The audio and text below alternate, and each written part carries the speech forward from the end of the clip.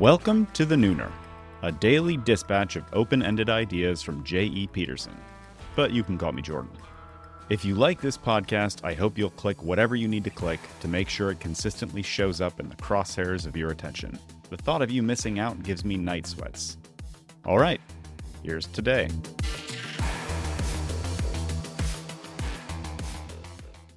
Political pornography.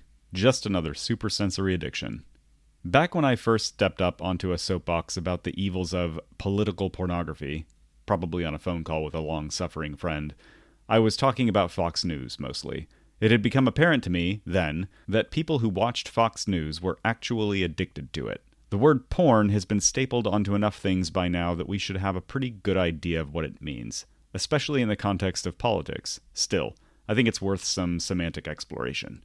If we can agree that the term pornography can apply to non-sexual stimuli, then what we're really talking about is supersensory content that checks all of the following 5 boxes. Number 1. Activation of the neurological reward systems. Political porn does this with clickbaity headlines, oversimplified narratives, or the dramatization of political events. Number 2. Heightened emotional response. The limbic system processes fear, anger, and pleasure.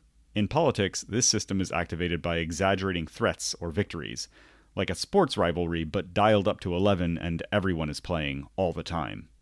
Number 3. Visual and auditory stimulation.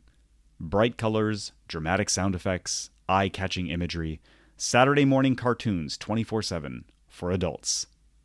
Number 4. Desensitization. With traditional porn, this means real sex loses its appeal. In the case of political porn, moderate or nuanced discussions stop mattering, and addicts start to think of extreme perspectives as normal or even necessary. Number 5. Reinforcement. Thanks to our trusty dopaminergic systems, patterns of craving and consumption carve deep grooves into the brain. It doesn't matter if you know it's bad for you. You can't stop. Most of the time, you don't even want to.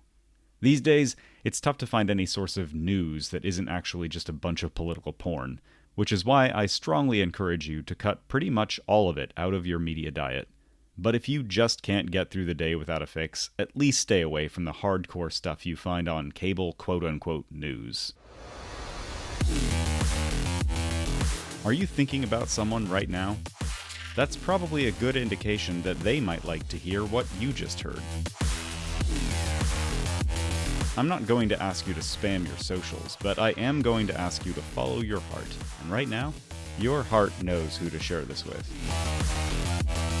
See you at noon tomorrow.